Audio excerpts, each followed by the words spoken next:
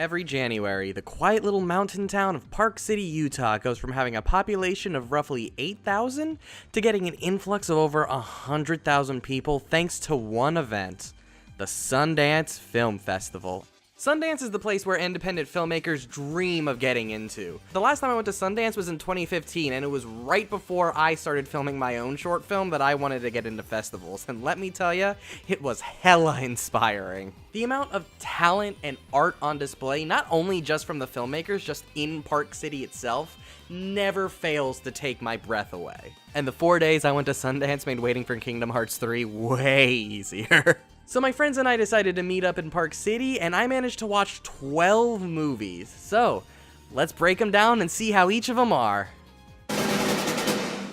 When I finally got to Park City, the first film I got to see was the premiere of a Swedish film called Koko-Di, Koko-Da. The film follows a couple being murdered over and over and over again by these weird carnies and their dog. This is also usually the part of the video where I put trailers over what I'm saying, but there are no trailers for these films yet since they don't have distribution, so you have to look at my ugly mug for most of this video. Sorry. The film's narrative doesn't really have a traditional structure, and that's something I really did enjoy about it. It starts with this prologue chapter about their daughter passing away, and then eventually leads into this camping trip that constantly starts to loop. And for the rest of the film, we essentially see these characters attempt to outrun their deaths after every consecutive loop.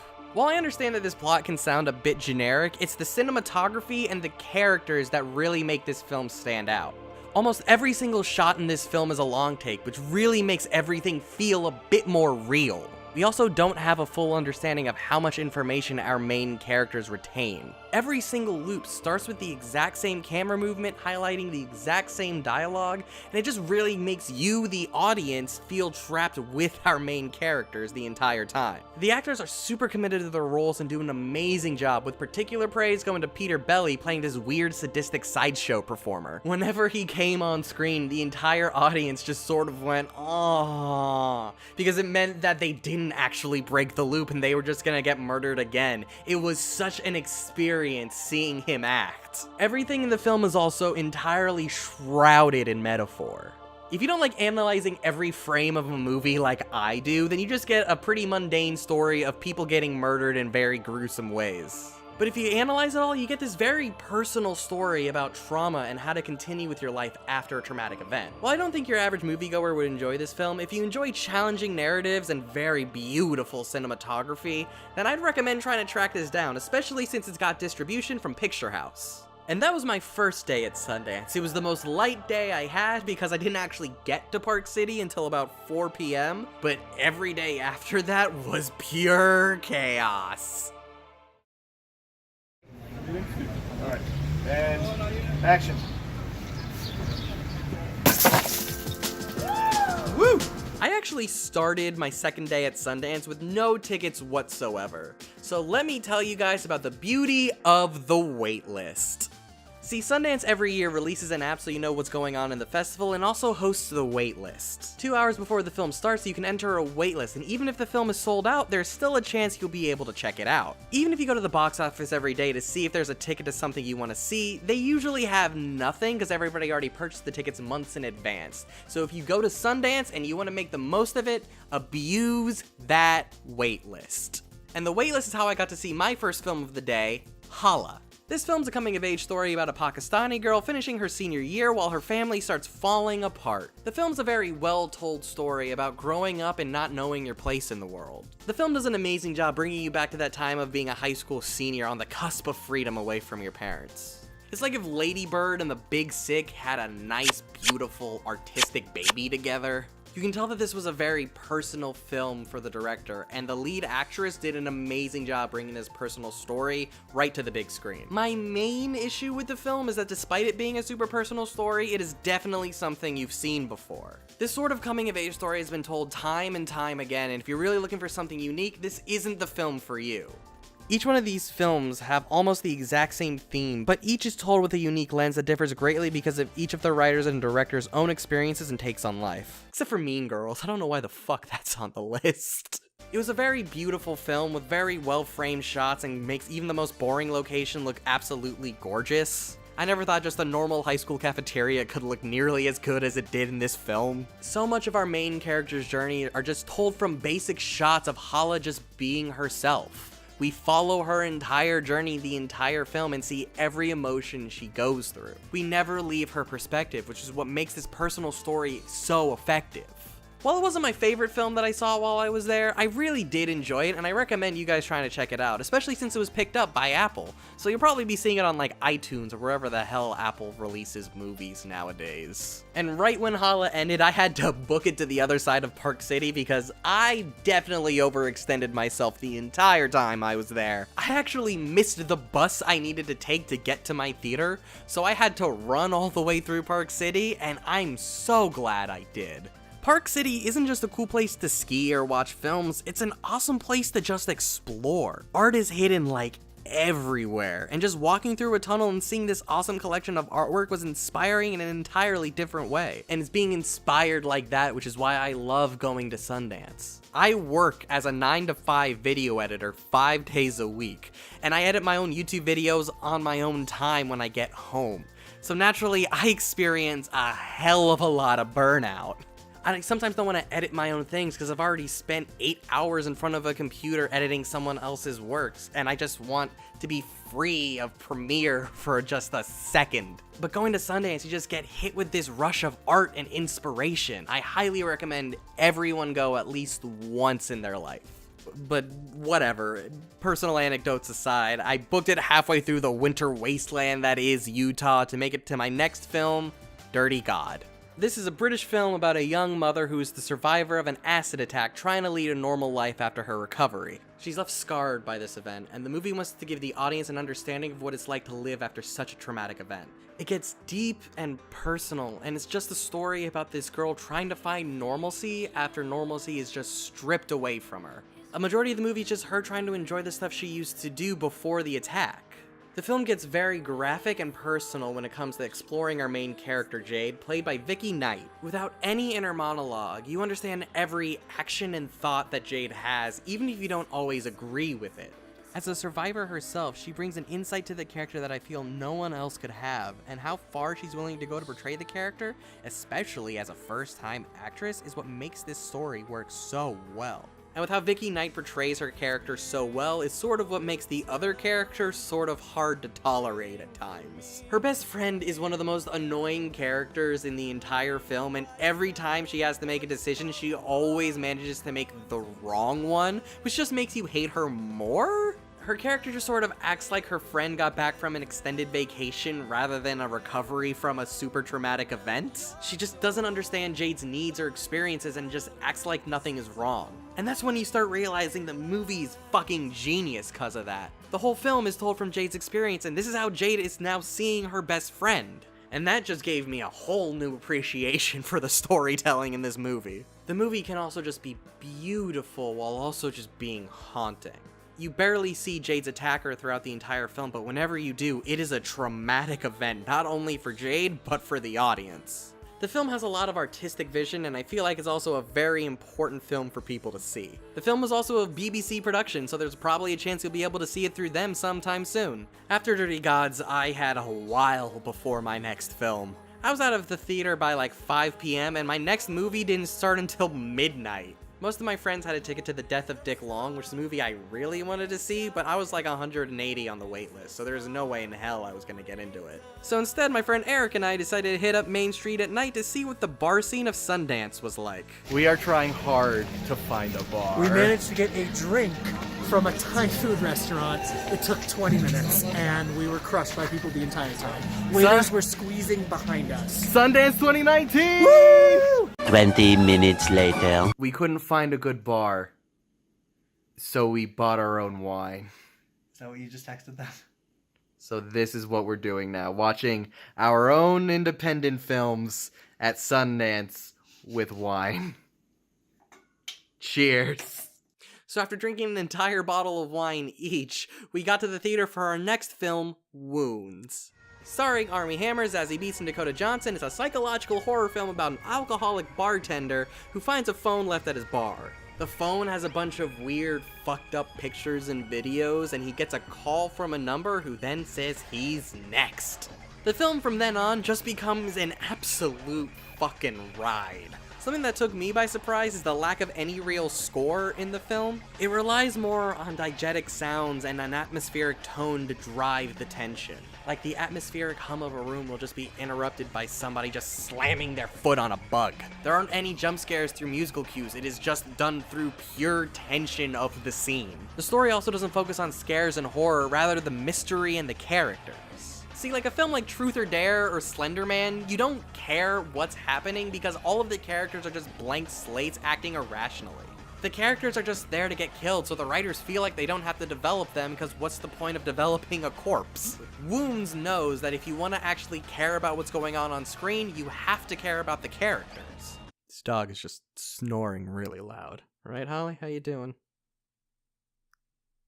Yep. Just keep snoring. What a cutie. Rather than just following every cliche that most horror films puts our characters through, the characters are actually rational people having actual discussions and conversations about the events occurring around them.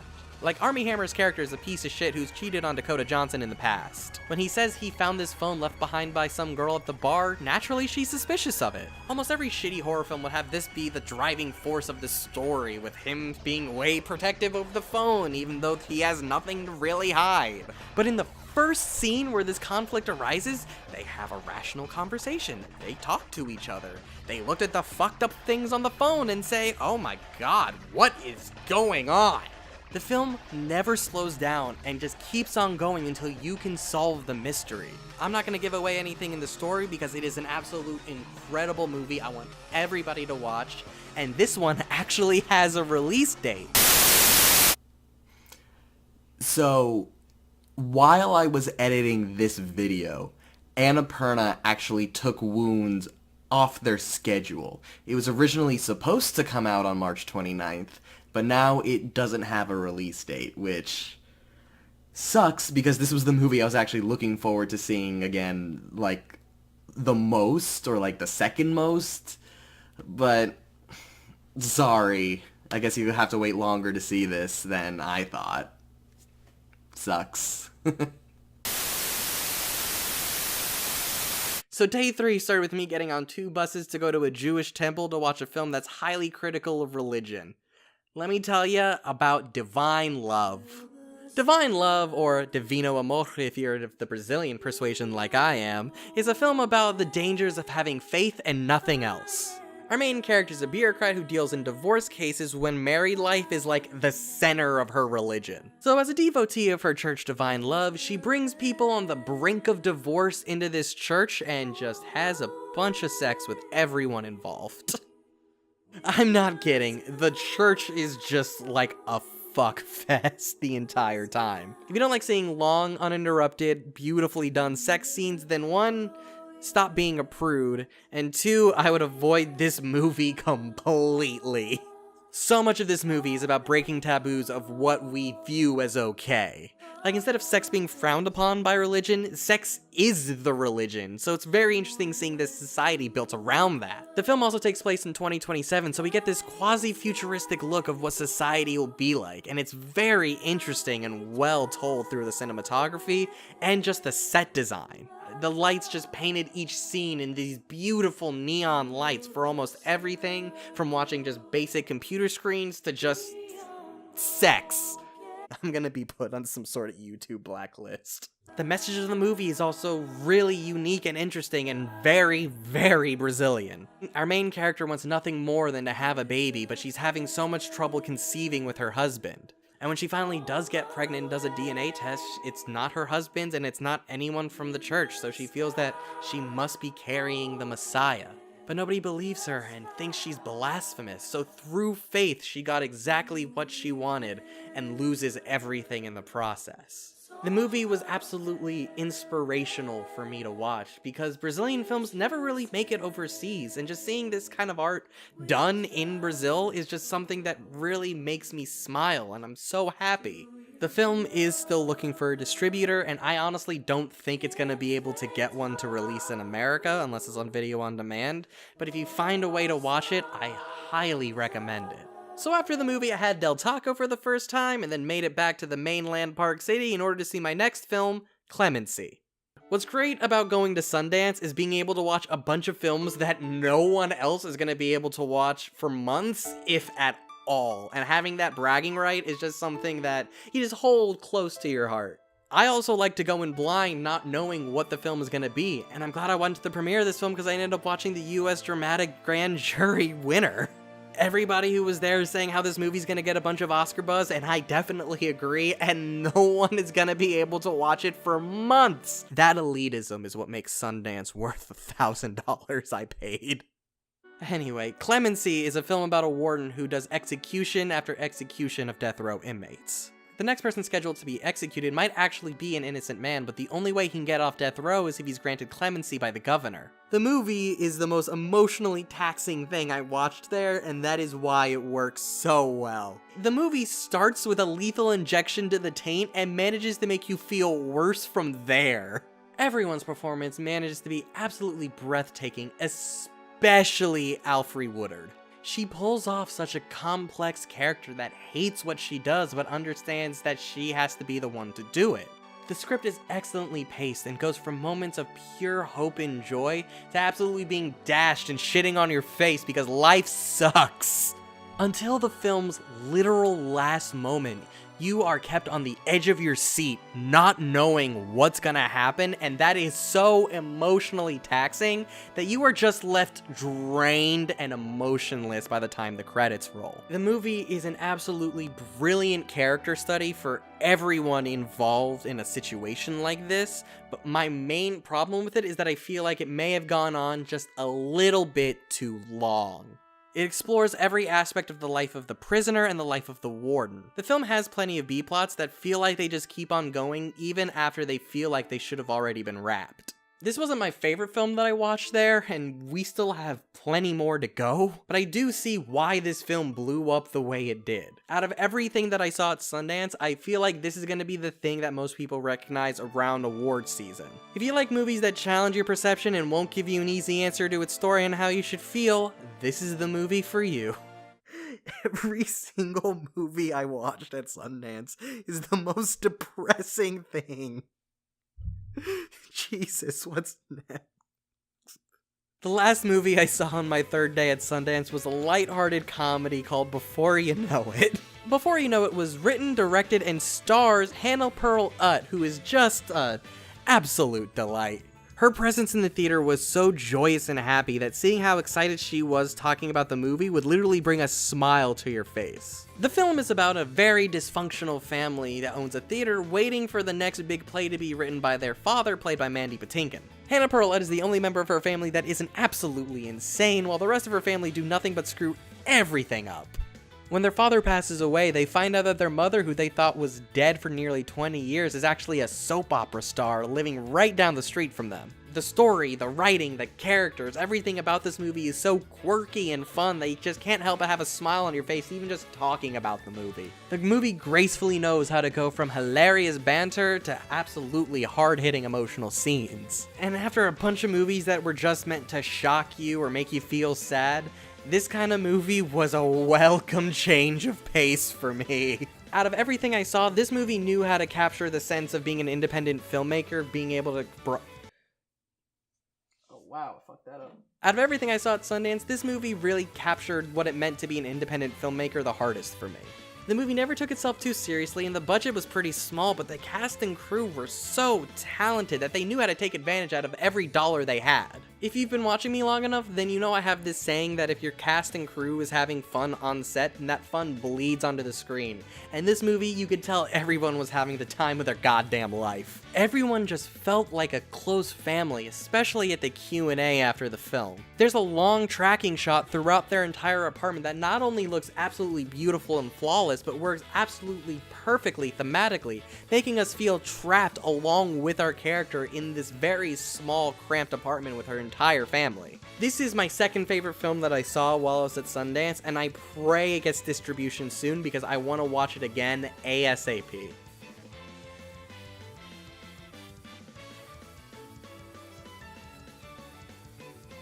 Day 4 of Sundance 2019 is the day I almost went clinically insane.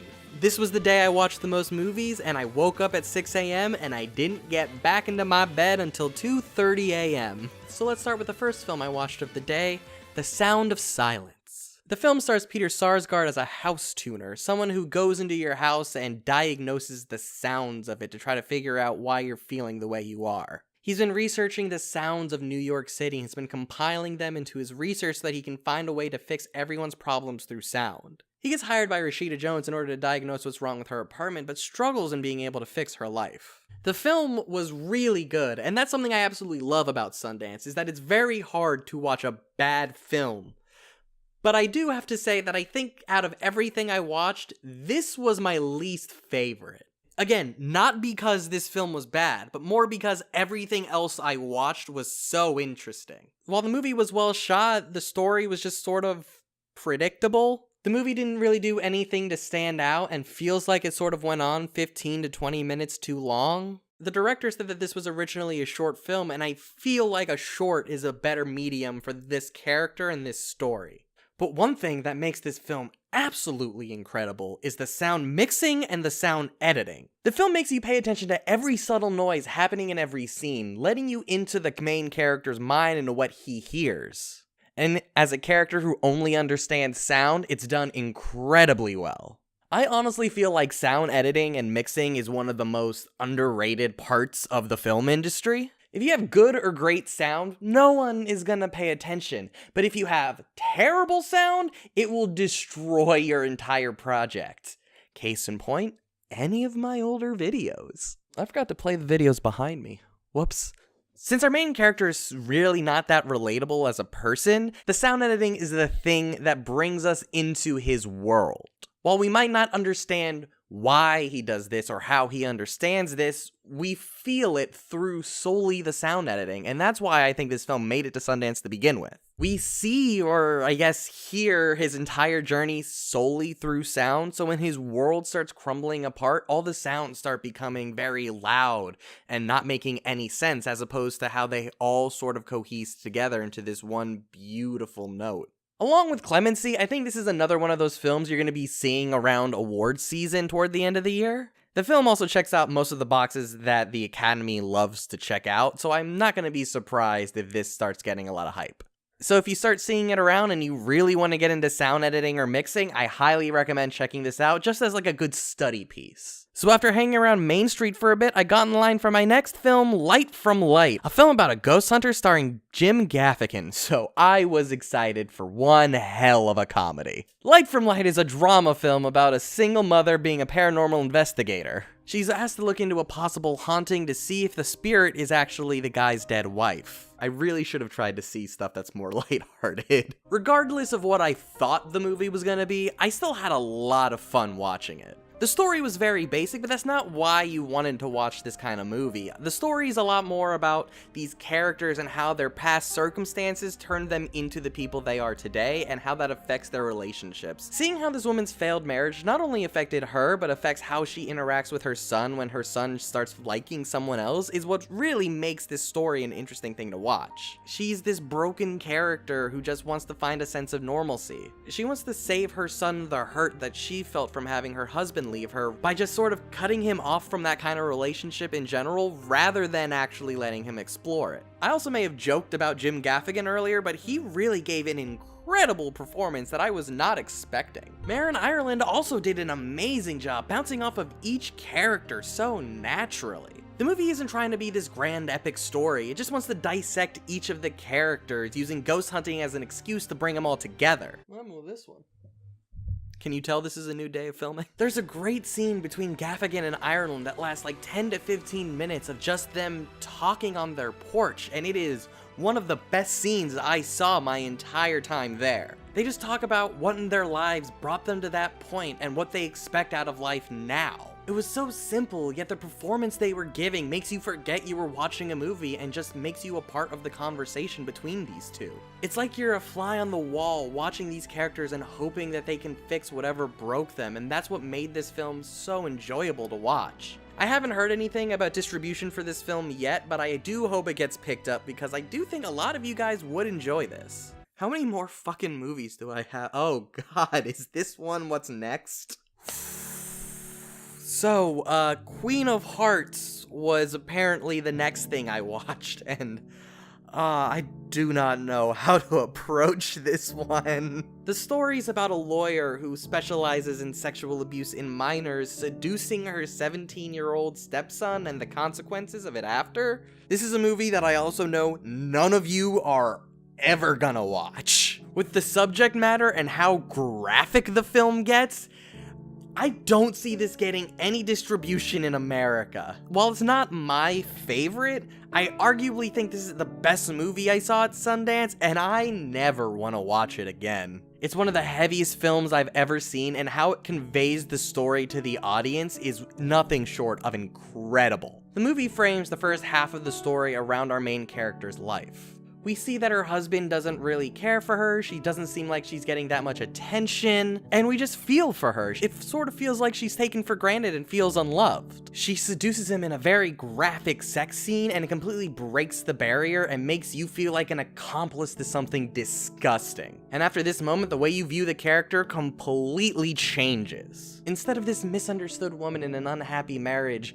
she becomes this manipulative, conniving woman who abuses her power to get what she wants. She uses what she knows about the legal system to take advantage of this disturbed youth and to completely preserve her own life. The movie is masterfully crafted to make you feel like you were manipulated as well. I know I'm not going into much detail about this movie, and it's because I just get sort of uncomfortable talking about it. If you love being challenged by what you see on screen, then I recommend trying to find a way to watch it if it ever does get distribution. The movie won the Audience Award at Sundance, so I feel like a lot of people do find a lot to enjoy about it, but it's not my favorite film. My favorite film at Sundance was actually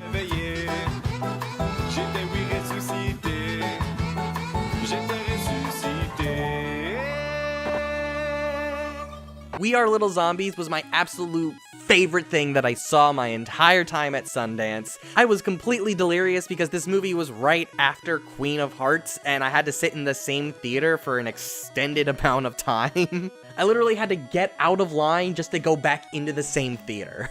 We Are Little Zombies is about 4 kids who lose their parents, meet at their family's cremation, and decide to run away and become a band.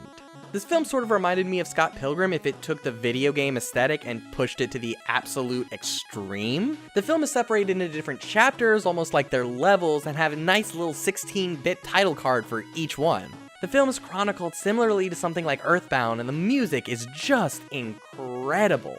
The fact I can't download the music for this is just fucking heartbreaking. Each one of these kids specializes in a different instrument for the band, and when they each have a chapter dedicated to how they lost their parents, you only hear their instrument for the duration of the chapter. And they each play a variety of different things, whether it's drum, guitar, or just full-on chiptune. The pacing is also just lightning fast, with joke after joke and weird shit after weird shit hitting you at every moment. It never slows down. Earthbound feels like a huge inspiration for this film because it's just about 4 kids forced to grow up and have an adventure throughout Japan. When it does decide to pay homage to video games and become a lot more animated, it feels like a lot of the art style that they use is more reminiscent of Earthbound. I should actually play Earthbound. I haven't actually played it. I want to say that there was a joke or something that was going to make you say, what the fuck, almost every 30 seconds of this 2-hour movie. The movie is just like peak Japan. The music that the band produces in the film is also so catchy. It is a travesty that I can't download it. This is a film that everybody just has to experience, and the instant I can find a way to watch it again, I am. We Are Little Zombies was the perfect way to end my last full day at Sundance.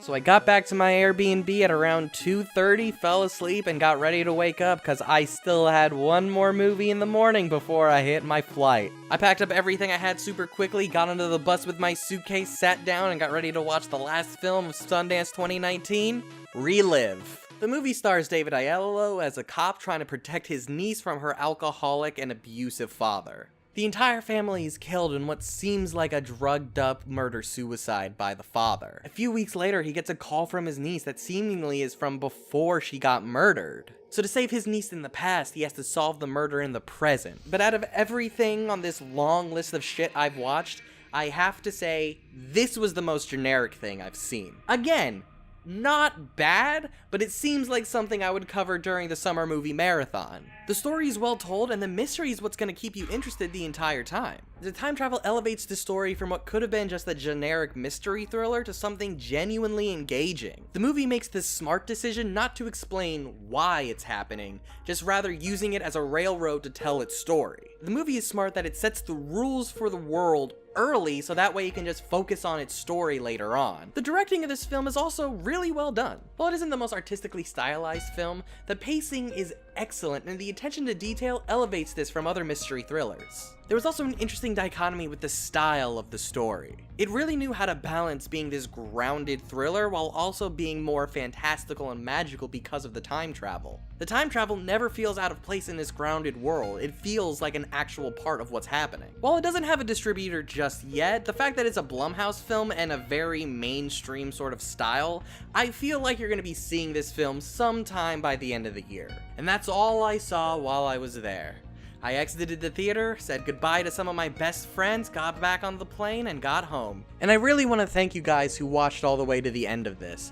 I've been experiencing a lot of burnout from streaming and making videos, and I just sort of forgot why I loved doing this in the first place. Being at Sundance with my closest friends, watching movies that got me excited, it really got me into this need to share and throw my voice into this giant abyss of YouTube.